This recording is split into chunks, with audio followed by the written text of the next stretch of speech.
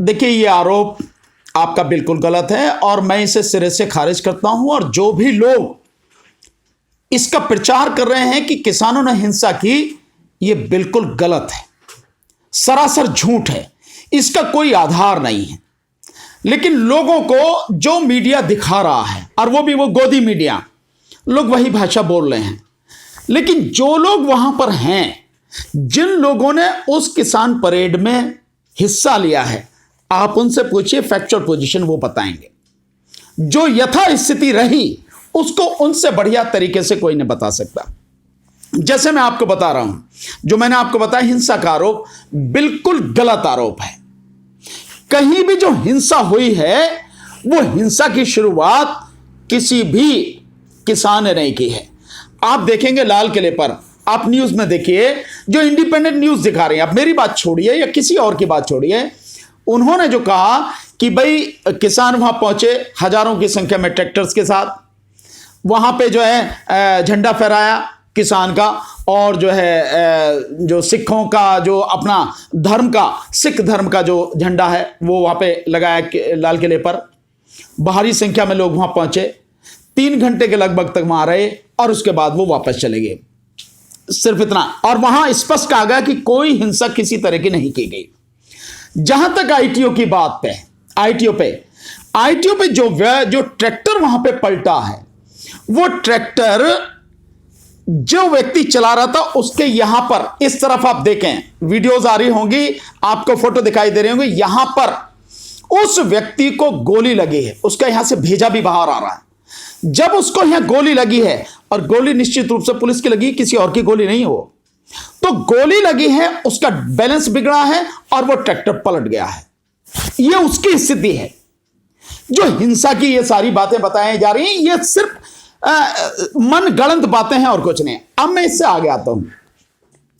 देखिए, जब कोई आंदोलन होता है, और कल का आंदोलन बहुत बड़ा आंदोलन था, पुलिस भी इस बात को जानती थी, पुलिस भी इस बात को समझती थी, और जितनी बड़ी संख्या में कल किसानों के ट्रैक्टर पहुंचे हैं, अगर आप सिंघू बॉर्डर पर देखें तो तकरीबन पीछे 50 किलोमीटर तक 4-4, 5-5 की लाइन में ट्रैक्टर ही ट्रैक्टर थे। तो आप अंदाजा लगा सकते हैं कितने ट्रैक्टर होंगे।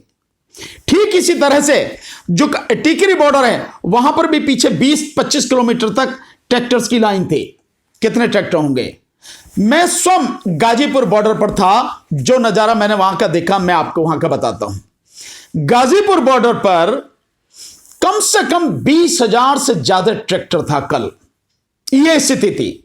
और वहां जो प्रशासन की जो जिम्मेदारी है, एक आंदोलन की बात नहीं कर रहा, मैंने सैकड़ों आंदोलन देखे हैं, सैकड़ों आंदोलनों में मैंने हिस्सा लिया है।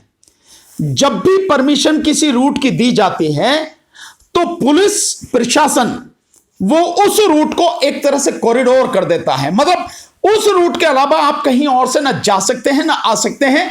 यह व्यवस्था हमेशा से रही है।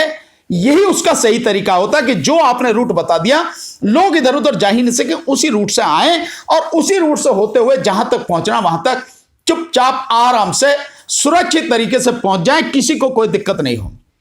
अब आप वो लोग, मैं उन लोगों से विशेष रूप से कह रहा हूं कि जिन लोगों ने गाजीपुर बॉर्डर वाला जो है ये NH-24 देखा है, नेशनल हाईवे 24 जिसने देखा है, मैं उनकी बात कर रहा हूं। गाजीपुर बॉर्डर पर जहां पर ये आंदोलन वाले साथी, जो किसान साथी बैठे हैं, वहां से वो जो नाला है उनके पीछे, वो नाला जिसके ऊपर जो एलिवेटेड रोड बनाया गया है 9.5-10 किलोमीटर का, और वो उसमें आके मिलता है।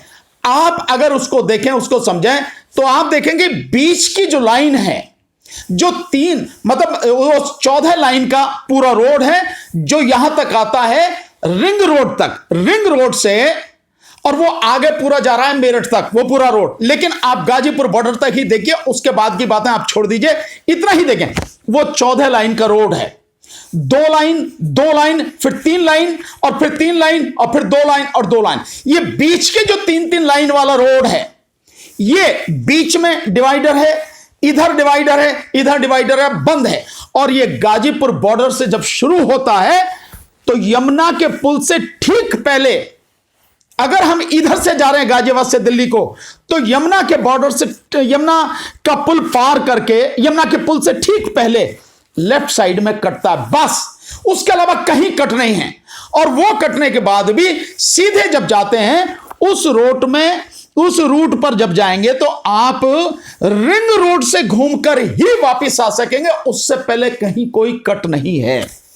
अब आपको मैं बताता हूं, जो रूट पुलिस ने दिया था, पुलिस के द्वारा रूट जिसको बताते हैं कि रात को 1 बजे के लगभग उन्हें बताया गया कि भाई ये आपका रूट है। तो जो रूट था वो रूट गाजीपुर से, गाजीपुर जो फ्लाईओवर है जहां पे आंदोलन चल रहा है, वहां से आगे जो फ्लाईओवर है, उस फ्लाईओवर के नीचे से सीधे हाथ को लेके और फिर आनंद विहार होते हुए और उसके आगे विवेक विहार होते हुए, सूर्यनगर होते हुए आगे अप्सरा बॉर्डर या उसे कहें दिलशाद गार्डन बॉर्डर, वहां तक पहुंचकर और फिर वहां से गाजियाबाद की तरफ आना था, और वहां से फिर ज्ञानी बॉर्डर, और वहां से आपके आराधना बॉर्डर, और फिर मोहन नगर चौराहे होते हुए गाजियाबाद में होते हुए लाल कुआं, और लाल कुआं से वापस NH-24 से होते हुए गाजीपुर आना था। ये वो रूट था।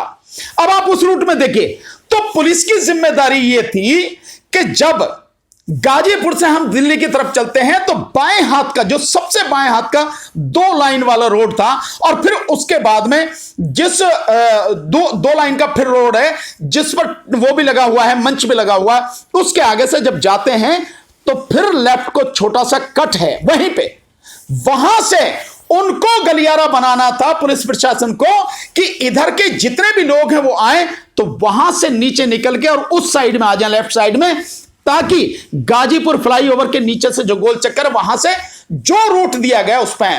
लेकिन हुआ क्या, सारे रूट ऊपर के 14 के 14 रूट खुले हुए थे, और उन 14 रूट में खुले हुए में कोई कॉरिडोर इस तरह का नहीं बनाएगा ताकि लोग एक साइड में आते हुए और बड़े सिस्टमेटिक ढंग से निकल के चले जाते।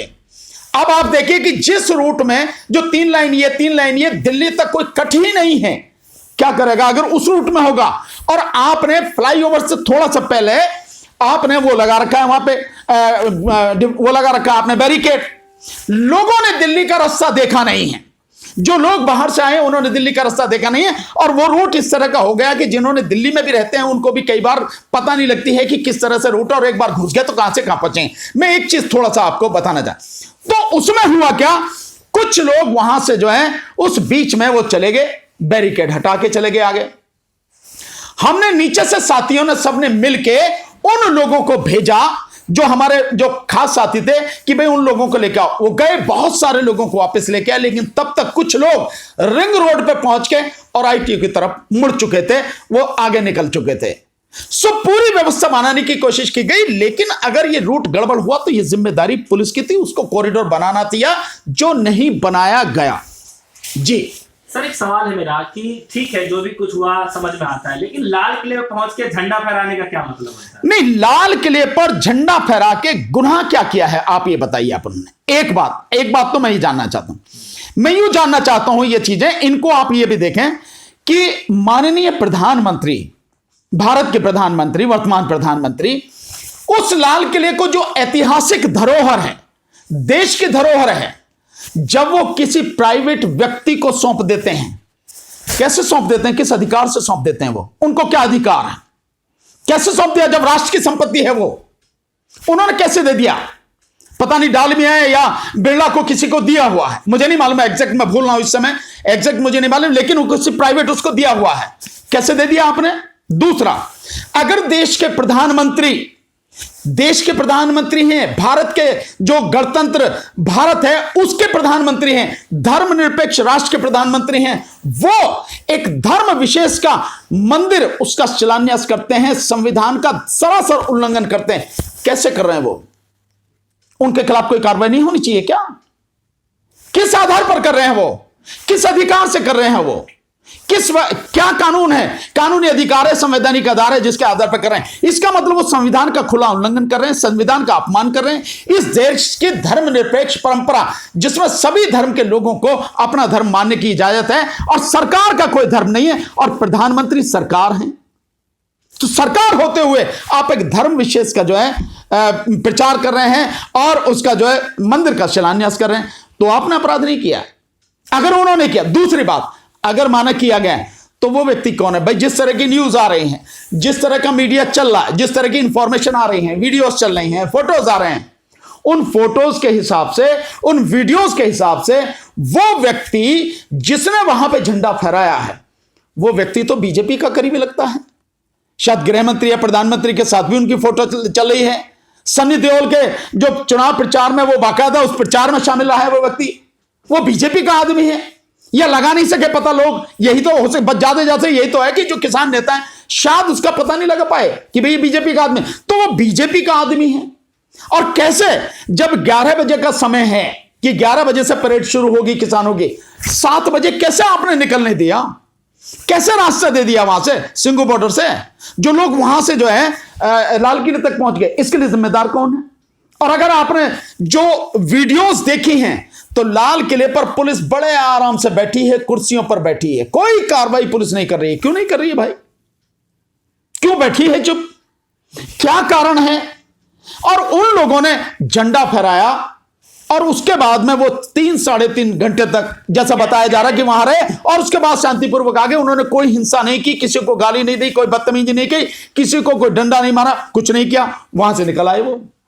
कुछ लोग वहां से आईटीओ चले गए, और जो आईटीओ भी गए हैं, आईटीओ में अगर आप देखें तो जो लोग गए हैं उनमें से जिस व्यक्ति की मौत हुई है, उस व्यक्ति की मौत इस तरह से हुई है कि उसको यहां गोली लगी। इस तरफ अगर आप देखें तो यहां राइट साइड में उसको गोली लगी है, और गोली लगने के बाद उसका बैलेंस खराब हुआ है और वो ट्रैक्टर जो पलट गया है। जिम्मेदार कौन है? और गोली पुलिस की गोली है वो उसको जो लगी है। नहीं, बताया तो ये जा रहा है कि वो किसान ही जो है बैरिकेड तोड़ने के लिए इतनी स्पीड से आ रहा था ताकि बैरिकेड को तोड़ के वो दिल्ली के अंदर घुस सके। चलिए मैं मान लेता हूं वो बैरिकेड को तोड़ के दिल्ली में घुस सके।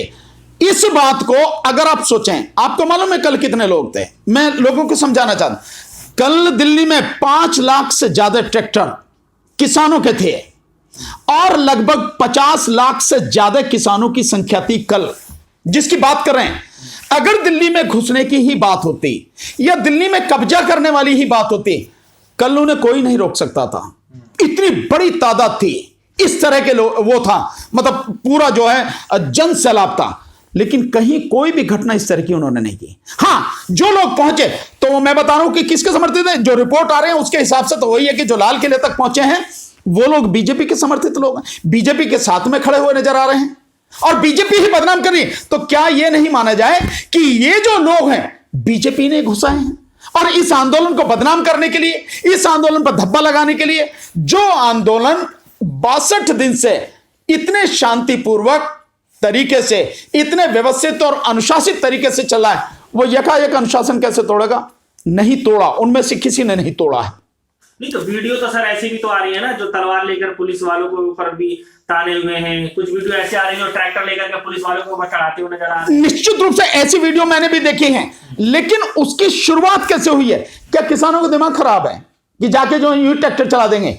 निश्चित रूप से जो व्यवस्था बनानी चाहिए थी वो व्यवस्था नहीं बनाई गई, और आपस में कहीं ना कहीं टकराव हुआ है। और टकराव जब होता है तो इधर से उधर से कुछ भी होता है, ऐसा नहीं है। और जो चोटें आई हैं, मैं आपके माध्यम से जिन भी साथियों को, एक हमारा साथी जो शहीद हो गया है कल, जिसको पुलिस की गोली लगी आईटीओ पे, उसको भी, उसके परिवार को भी और श्रद्धांजलि देता हूं, और परिवार को संवेदना व्यक्त करता हूं। और जो भी और पुलिस के भी हमारे जितने साथी हैं जिनको भी चोटें आई हैं, कम आई हो या ज्यादा आई हो, हैं सब हमारे ही भाई हैं, सब हमारे अपने ही। और किसानों को भी जिनको भी चोटें आई हैं, चाहे जो भी हो, जो घटना जैसे भी घटी है उसमें जो भी चोटें आई हैं, उनके प्रति मेरी संवेदना है।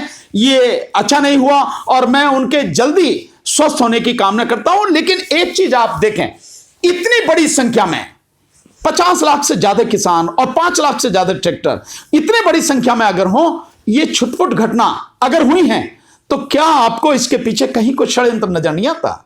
मेरे विचार से कहीं ना कोई षड्यंत्र है, कहीं ना कहीं इस आंदोलन को बदनाम करने की साजिश है। और मेरी बात इस बात से सिद्ध हो जाती है कि जिस तरह से कल से ये गोदी मीडिया लगातार चीख रहा है, चीख चिल्ला रहा है कि ये कर दिया, वो कर दिया, और ऐसा हो गया, लाल किले पे झंडा फहरा दिया, यहां ये कर दिया, वहां वो कर दिया, ये केवल और केवल इस आंदोलन को बदनाम करने की कोशिश है। आंदोलन के उस पक्ष को क्यों नहीं दिखा रहा है ये गोदी मीडिया? जो आंदोलन इतना बड़ा, मतलब इतनी सी चीज आप दिखा रहे हो जो आप ही की वजह से है, और इतनी बड़ी चीज को आप नहीं दिखा रहे हो जो इतना व्यवस्थित तरीके से, शांतिपूर्वक तरीके से सब संपन्न हो गया। उन किसान नेताओं की जो समझदारी है, उन किसान नेताओं का जो जबरदस्त प्रयास रहा है कि अपने साथियों को जो रूट दिया है उसी रूट पर ले जाएं डाइवर्ट करके, उसे कोई नहीं दिखा रहा। चलिए ठीक है सर, तो आप एक सवाल का जवाब दीजिए, क्या झंडा फहराना गलत है या सही है? देखिए, झंडा फहराना इन अर्थों में, अगर प्रधानमंत्री उस लाल किले को किसी प्राइवेट को जो है दे देते हैं और प्रधानमंत्री संवैधानिक पद पर होते हुए, देश के प्रधानमंत्री होते हुए, और संविधान उन्हें इजाजत नहीं देता, धर्मनिरपेक्ष राष्ट्र के प्रधानमंत्री होते हुए वो अगर किसी धर्म विशेष का प्रचार करते हैं और शिलान्यास करते हैं तो ये कानूनी रूप से गलत है। और अगर ये है तो मैं नहीं मानता कि झंडा फहराना कहीं कोई बात है। और वो झंडा किसी एक, मतलब ऐसा नहीं है कि पाकिस्तान का, चीन का फहराया, जितना भी फहराया है, अगर वो है, आप समझते हैं कि भाई ये कोई अपराध है तो उनके खिलाफ जिन लोगों ने किया करो कार्रवाई आप करो, लेकिन मुझे नहीं लगता कि कहीं किसी कानून में ये कोई अपराध है, किसी तरह का कोई अपराध है। जो ये सारी चीजें बताई जा रही हैं, इसका प्रचार किया जा रहा है, और अगर है तो भाई वो तो बीजेपी का ही आदमी नजर आता है, आपको लगता है, करो उसके खिलाफ कार्रवाई। चलिए ठीक है।